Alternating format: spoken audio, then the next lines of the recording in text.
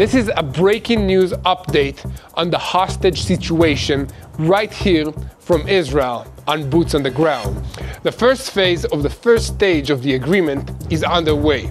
Red Cross vehicles traveled to a collecting point in the Gaza Strip where they picked up the 3 Israeli hostages from Hamas and brought them back to Israel.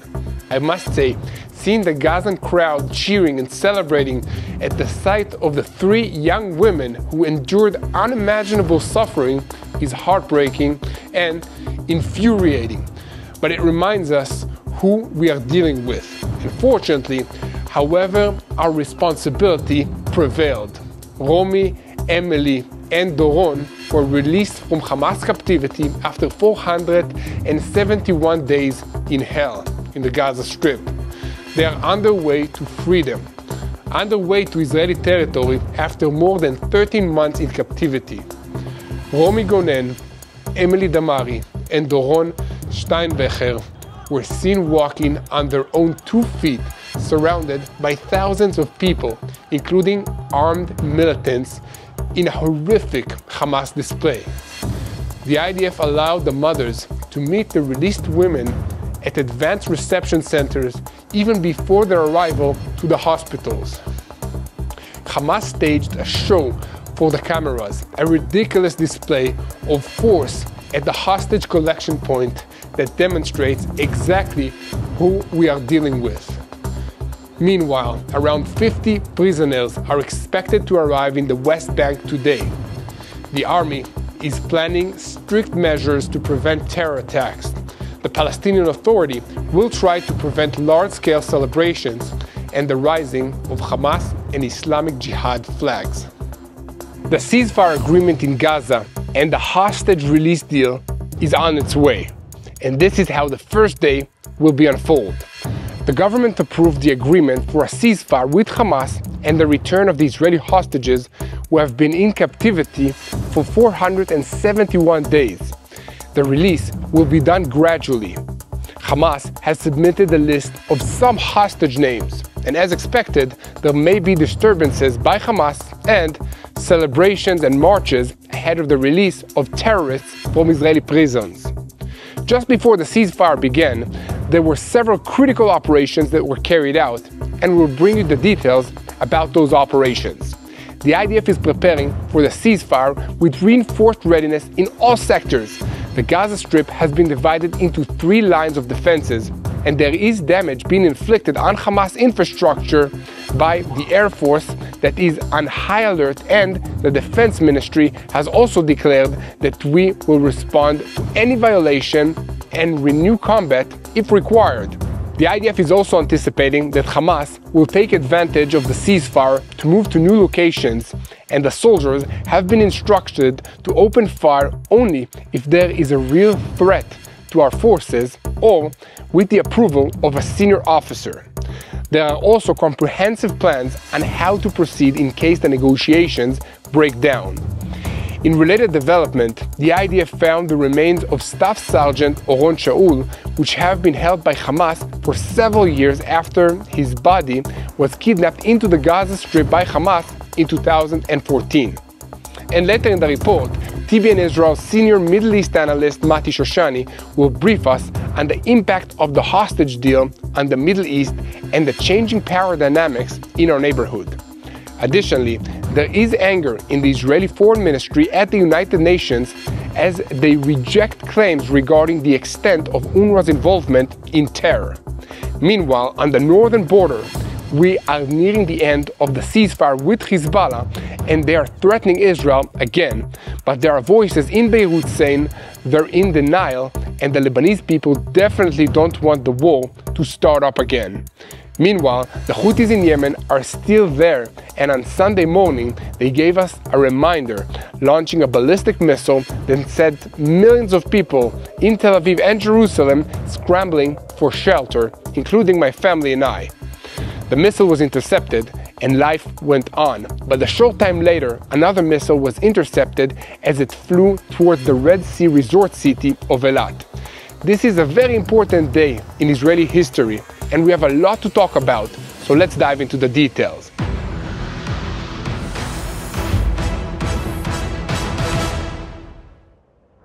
I'm Yair Pinto, and this is your Boots on the Ground report on what is happening in Israel on day 472 of the war with Hamas, Hezbollah, the Houthis in Yemen, and the Shiite militias in Iraq. All of them are taking their orders from the Islamic Revolutionary Guards Corps in Iran, which is the head of the axis of evil in the Middle East. As always, a moment before we get into the news, I would like to invite you to click on the subscribe button if you haven't already, so that you can be tuned to the truth in real time from Israel and never miss another episode of Boots on the Ground. I also want to introduce you to the sponsor for today's video, Vinya Dietary Supplements. These little capsules were a big help to me while I was serving in the reserves earlier in the year, and I continue to take them because being a father of 3 kids and a full-time journalist also requires a lot of energy. I'll tell you more about this wonderful product, which is produced right here in the Holy Land, later in the report. But first, the news. After 471 harrowing days in Hamas captivity in Gaza, Romi 24 years of age, from Kfar Vradim, Emily Damari, 28 years of age, from Kibbutz Gaza, and Doron Steinbecher, 31 years of age, from Kibbutz Gaza, were freed from Hamas captivity in the Gaza Strip and arrived in Israeli territory. At 5:07 p.m., the hostages were first seen exiting the Red Cross vehicle and walking on their own 2 feet in central Gaza. They are in good condition, the Red Cross stated. Around 5:38 p.m., it was reported that the 3 hostages were smiling, were transferred by the Red Cross to the IDF's special forces in the Gaza Strip. At 5:53 p.m., confirmation was received that the 3 had entered Israeli territory. The IDF spokesperson's unit and the Shin Bet representative stated at 5:54 p.m. that the 3 returning civilians have now crossed into Israeli territory, accompanied by IDF and Shin Bet forces. They are currently underway to a primary reception point in the Gaza periphery in Israel, where they will undergo an initial medical evaluation. Brigadier General Daniel Agari, IDF spokesperson, said in a special statement following their return, Emily, Doron, and Romi are finally on their way home. These are very emotional moments. Alongside the immense excitement, our hearts are with all the hostages still held in inhumane conditions, and we anticipate their return. These are difficult days, and any additional burden on the families of the hostages is very painful. Do not spread rumors. The Prime Minister's office stated after their transfer to the IDF, the government of Israel embraces the 3 who have returned. Their families have been updated by the responsible parties that they have joined our forces. The government of Israel is committed to bringing back all the hostages and missing persons. The government, along with all security forces, will support them and their families. Blessed are you, Lord, who releases the captives. Earlier today, footage from Gaza showed a crowd surrounding the Red Cross vehicles moments before they depart for the collection point. At the collection point, Hamas provided information about the hostages' location, after which they were picked up. Al Jazeera reported that the 3 hostages were handed over at Saraya Square in central Gaza City to the Red Cross. Earlier today, Hamas's military wing staged a show of force in the streets after 8:30 a.m. to assert its presence in the Gazan public and send an aggressive message to Israel.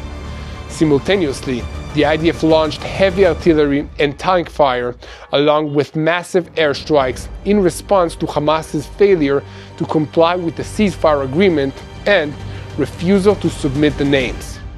The IDF stated that Hamas flagrantly violated the agreement, and according to the IDF, this is not a technical delay. They signed the agreement early Friday morning. They have withheld the names for many hours. This is not a 1 or 2 hour delay. We cannot proceed blindly. There is an agreement and they must comply with it. As of now, we are continuing to fight with all necessary force. This is according to a military source. The IDF spokesperson, Brigadier General Daniel Hagari, issued a statement saying the IDF continues to act and attack terror targets in the Gaza Strip. A short while ago, several terror targets in northern and central Gaza were attacked using artillery fire and aircrafts. The IDF remains prepared for defense and offense and will not allow harm to the security of Israel's citizens. Meanwhile, hundreds of terrorists are set to be released from Israeli prisons. Today, Sunday, the IDF is preparing for the expected release of dozens of terrorists to the West Bank as part of the hostage deal.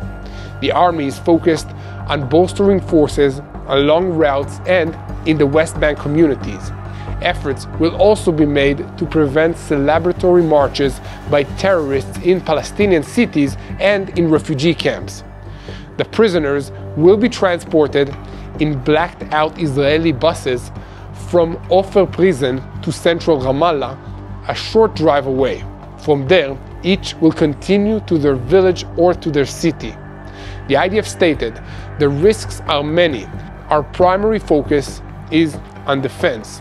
Several additional companies have reinforced forces in the West Bank, and the IDF said the goal is to prevent inspiration-based attacks. Among the reinforcements are the Egoz Unit, Duvdevan Unit, Haruv Reconnaissance Battalion, and Border Police Uncover Forces. The IDF added that coordination with Palestinian Authority security mechanisms has been maintained and that efforts are being made to prevent celebrations in the West Bank. The mechanisms are deploying reinforced forces in Palestinian city centers to maintain public order. They intend to allow limited celebrations, permitting festivals at homes or in villages, but preventing armed marches in the streets and the display of Hamas and Islamic Jihad flags. Mahmoud Abbas associates are leading an awareness campaign online aiming to highlight that the prison release came at a heavy cost, given the destruction in Gaza. Last week, dozens of Palestinians gathered to celebrate the deal at El Manara Square in Ramallah, but security personnel quickly confronted and dispersed them. We will continue to report. Please click the subscribe button so that you never miss an episode of Boots on the Ground. Now, let's dive into the details of this deal. Today is a day of powerful but mixed emotions in Israel, including anticipation for the joyous return of our hostages, but also fierce anger at the Hamas terrorist organization for all the pain that they inflicted on us and continue to inflict just because they can. They have no positive vision to build something here in this land. They just want to destroy what we've built. And much of the world seems to be sympathetic to this destructive idea. Over Sabbath, Saturday, the government in Israel officially approved the agreement between Israel and Hamas for a ceasefire, accompanied by the release of the hostages, which was signed on the night between Thursday and Friday in Qatar. The ceasefire was scheduled to go into effect on Sunday morning at 8:30 a.m., 472 days after the war broke out. But the beginning of the ceasefire was delayed because Hamas failed to provide a list of names of the hostages that are meant to be released, which was part of the agreement.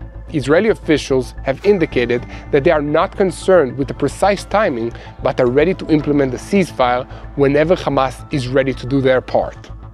It is important to remember that it was agreed that in the first stage, the hostages to be released would be those included in what are described as humanitarian categories: women, children, including Kfir and Ariel Bibas, and female soldiers who were abducted from the Nahal Oz outpost, older men over 50, the sick and wounded who are not soldiers, as well as Avera Mangisto and Hasham El Sayed, who have been held in Gaza for over a decade. The second phase, as part of the outline, is supposed to take place on the 7th day, though it is still not clear whether that will be this coming Sabbath, Saturday, or following Sunday. In the second phase, 4 more women will be released, starting on the 14th day of the outline and until the end of the 5th week. 3 more hostages will be released every 7 days. During the 6th and final week, the remaining 14 hostages will be released, including El Sayed and Mengistu. The families of the hostages slated for release in each phase are supposed to receive advance notice. According to the agreement, Hamas is supposed to provide a list of the hostages who will be released one day before each phase. The list will be transferred first to Qatar, and from there to the Israeli negotiation teams, which will pass its recommendation regarding them to the Prime Minister of Israel. At this point, exact logistical mechanism for how these hostages will be released is unclear. But it is reasonable to assume that, as in the first deal, Hamas will try to exploit the release for psychological warfare purposes with the documentation of the hostages' release and their transfer within the Gaza Strip to the Red Cross. The Red Cross will transfer the hostages to a border crossing where the Shin Bet personnel and IDF soldiers will be waiting to verify their identities, perform an initial medical check, and transfer them directly to Israeli territory by helicopter into hospitals. This brings us to the other part of the deal, the release of Palestinian terrorists from Israeli prisons. Under the deal, up to 1,904 terrorists are slated for release, among them 737 prisoners and 1,167 residents of the Gaza Strips who are held in custody of Israeli prison services or the IDF and were not involved in the October 7th massacre. This number is not final and will likely be lower since some of the hostages are not alive and therefore the terms for their release will be different. In any case, about 290 prisoners serving life sentences are expected to be released. These are people who were convicted of murdering Israelis. Here at TBN Israel, we will continue to update you on all developments related to the ceasefire in Gaza and the progress on releasing hostages. We ask you to help us by sharing our videos on YouTube, following us on social media, and subscribing to this channel if you haven't already. Now, we need to move on to some of the big picture aspects of today's events. As part of the ceasefire agreement, the IDF is supposed to withdraw from populated areas in the Gaza Strip, but will keep control of a buffer zone of about 700 meters along the Gaza border with the surrounding region within Gazan territory. In the Philadelphia route, the deployment is indeed supposed to change at the first stage, but withdrawal from it is supposed to begin only at the last day of this stage, on day 42, and on day 50, assuming combat has not resumed by then. The IDF is supposed to complete its withdrawal from the route. At the moment the ceasefire comes into effect, Hamas terrorists, including high-ranking figures such as battalion and brigade commanders still left in the terrorist organization, are expected to leave their hiding place and start moving around freely in the Gaza Strip. Meanwhile, the IDF has reinforced readiness in all sectors, including the home front. In the early morning hours, the IDF has been moving to the lines where it is supposed to be stationed as soon as the ceasefire takes effect. The maneuvers take place following several weeks of hard fighting, including an operation in Bet Hanun by the Nacha Brigade to finish off the Hamas battalions in that location. During operations in Bet Hanun, the brigade struck the infrastructure of the Hamas battalion that operated there, including in the officers' neighborhood. This is an area made up of tall buildings that overlooked and threatened the communities of the northern Gaza periphery and Sderot, Israeli communities. But the progress that the Nacha Brigade, along with the 401st Armored Brigade, made in this operation came at a steep price, with 16 soldiers killed in action and many more wounded. The IDF also noted that in the last 24 hours, the IDF operated with great force inside the Gaza Strip to allow the troops to carry out the move safely. And meanwhile, Palestinian media is reporting a belt of fire and powerful strikes in several locations in northern Gaza. The IDF explained that this is a result of reinforcement of defense and says, "We have divided the Gaza Strip into 3 lines of defense. The effort in these new lines includes striking Hamas terror infrastructure." The defense is organized by concentrating forces to optimally reinforce the protection of the surrounding area. This includes preparing the Air Force to respond to rocket fire if it starts up again. Under the new restrictions, movement from south to north of the Gaza Strip on the Netzarim route will remain prohibited due to the continued operational activity in that area. The IDF clarified that it will issue an official announcement when safe passage is possible. Special warnings are also issued regarding the Rafah crossing area and the Philadelphia corridor in the south of the Gaza Strip, where approaching IDF assembly areas is forbidden. In addition, a ban was imposed on maritime activity along the coast of Gaza, and this is including fishing. Gaza residents who return to the northern part of the Strip in the coming days and weeks will find they are returning to destruction. Tens of thousands of buildings are destroyed and others remain without electricity, water, sewage, or roads. No entity in Gaza has the capacity to rebuild Gaza on its own, and this creates a whole new set of problems. The less Hamas has to lose, the more trouble it will cause. Thus, the IDF will have to take this into consideration over time. For now, it is likely that rebuilding will not begin for some time. The IDF is also setting up new rules of engagement in the Gaza Strip based on a simple principle: do not approach our forces. IDF Arabic spokesman Avichai Aderi published new instructions on Saturday evening for the residents of the Gaza Strip just hours before the ceasefire was set to begin. The instructions, which published in an urgent announcement, are meant to prevent friction and misunderstandings with IDF forces that will remain on the ground. According to the announcement, IDF forces will continue to be deployed in defined areas of the Gaza Strip even during the ceasefire. And Aderi stressed in this message to the Gaza residents that approaching IDF forces would put their lives in danger. In addition to the difficulties, there are also opportunities in this situation. When Hamas fighters begin moving around in the open, the IDF will be able to observe these movements, which will show them where and what to hit if and when the fighting resumes. Here at TBN Israel, we will continue to follow these developments and bring you the latest updates on events as they occur. I want to take a moment to thank again the brave soldiers and security forces who continue fighting to keep Israel safe and work tirelessly to bring our hostages back home. This past year, during my reserve service, I witnessed firsthand the sacrifices these recruits made, some of them in their 30s and 40s, serving more than 200 days a year. It's an incredible commitment, but it's also a heavy burden, both emotionally and physically. For me, faith was my anchor. Praying every day gave me the strength to push forward. But I also found a practical boost in Vinya, an incredible Israeli innovation. Made from red grape cells, Vinya enhances blood flow to your heart, brain, and muscles, helping you feel more energetic, focused, and ready to take on the day. It's a natural way to support your body without the sugar or alcohol found in wine. What's more, Vinya isn't just capsules. You can enjoy it as coffee or tea each morning, giving you a fresh, healthy start to your day. I used it daily during my service, and I still do.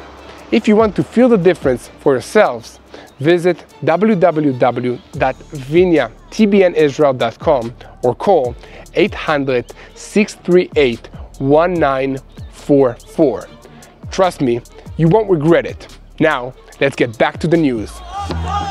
And in a moment, TBN Israel's senior Middle East analyst Mati Shoshani will give us a look at how all of this is affecting other regional powers in our neighborhood. But first, there is a late-breaking story that we learn about as we were writing this report.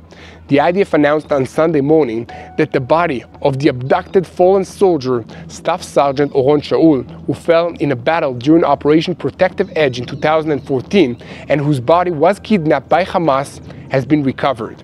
The operation to recover the remains of Shaul was carried out in recent days in a joint operation between the Shin Bet and the IDF. The efforts to bring him back, including the gathering of information and intelligence by the prisoners and missing persons headquarters and the Special Operations Division in the Intelligence Directorate, continued over the last decade and more intensely during this war. They succeeded in returning him for burial in Israel. And now, we'll move on to Mati Shoshani to get a full picture of how this crucial moment and the pending ceasefire affects the balance of power in the Middle East. Mati, over to you. So you probably ask, what is next for the Middle East? And as Israel prepares for a critical ceasefire, the region watches closely. The Gaza Strip is now divided into 3 defensive lines, with IDF forces reinforcing their positions and targeting Hamas infrastructure. And meanwhile, Hamas has issued warnings, but the Israeli Air Force remains on high alert. With tensions rising, Israel has made it clear any violation of the ceasefire will lead to immediate retaliation. And the question remains, of course, how will Hamas respond? And can this ceasefire hold amidst the chaos in our region? If this ceasefire is truly successful, it will be a game changer for this region. It will change the relationship between the Israeli army and the people of the Gaza Strip.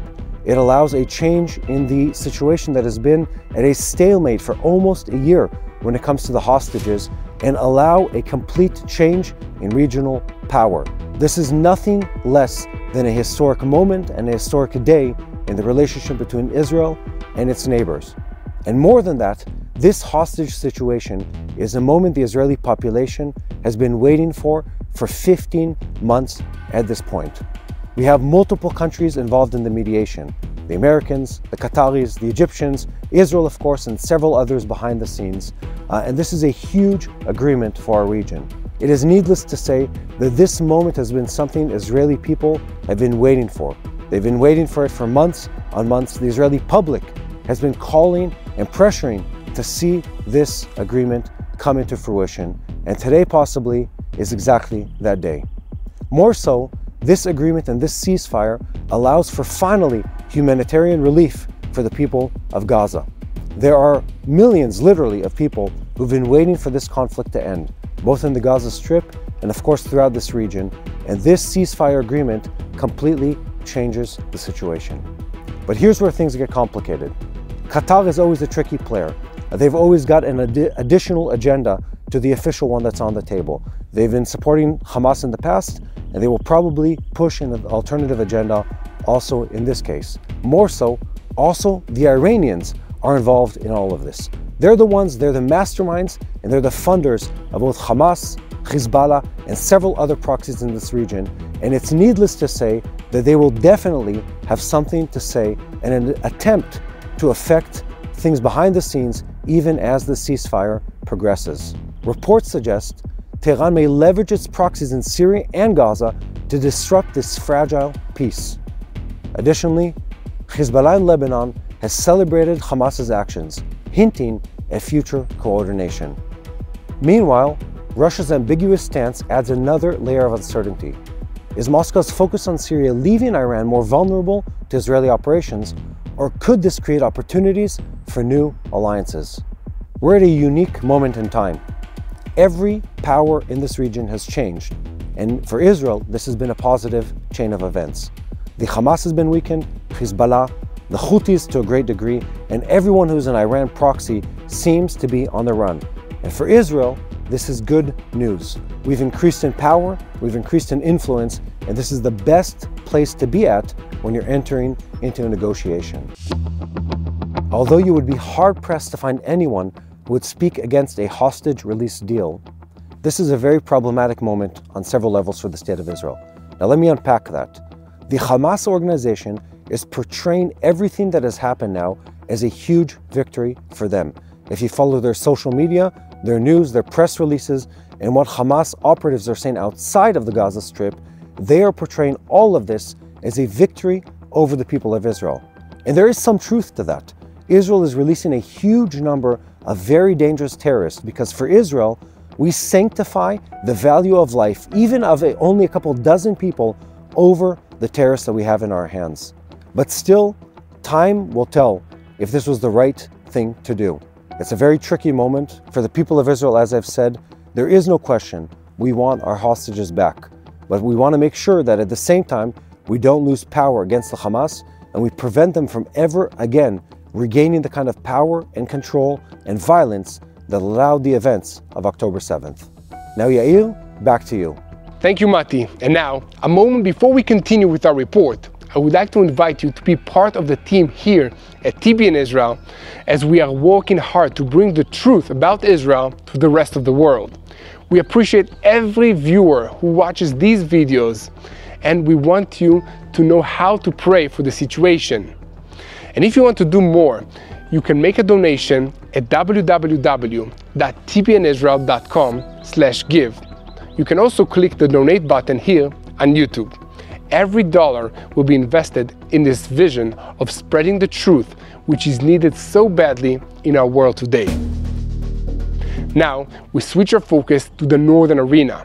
Hezbollah Secretary General Naim Qassem spoke on Sunday morning and referred to the ceasefire in the north, saying, "We were patient regarding the violations of the ceasefire agreement to give the Lebanese state an opportunity to address them, as it is responsible for the agreement, and with it, the sponsors in the international community."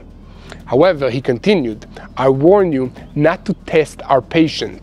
I call on the Lebanese state to confront the violations, whose number has reached the hundreds. This cannot continue." He noted in this context that the agreement is valid only for the area south of the Litani River with regard to disarmament. It should be noted that in a week, the temporary 60-day ceasefire between Israel and Hezbollah will expire, at the end of which Israel is supposed to withdraw all ground forces from southern Lebanon. However, during the ceasefire, many things have changed, and in recent weeks, Hezbollah has suffered two dramatic political defeats. After more than 2 years of political paralysis it imposed on Lebanon, Hezbollah was forced to agree to an election of Army Commander Joseph Aoun as president. Aoun was the candidate promoted by the United States and Saudi Arabia, and he enjoys wide popularity in Lebanese society, while Hezbollah's popularity has plummeted. However, Hezbollah's problems were just beginning with the appointment of Aoun, because he then nominated a candidate for prime minister, Judge Nawaf Salam, who is stronger opposed to Hezbollah and their Iranian masters. Hezbollah's former allies in the Druze and Christian communities in Lebanon supported this nomination, dealing them yet another blow. Subsequently, Salam received a strong endorsement from a majority in Lebanon's National Assembly and a mandate from Aoun, the president of Lebanon. Hezbollah's domestic opponents in Lebanon smell blood in the water, and they're piling on the criticism. Former Lebanese Prime Minister Fouad Siniora said recently in an interview with Saudi media that the principle of the army, people, and resistance that ruled Lebanese politics for a long time has come to an end.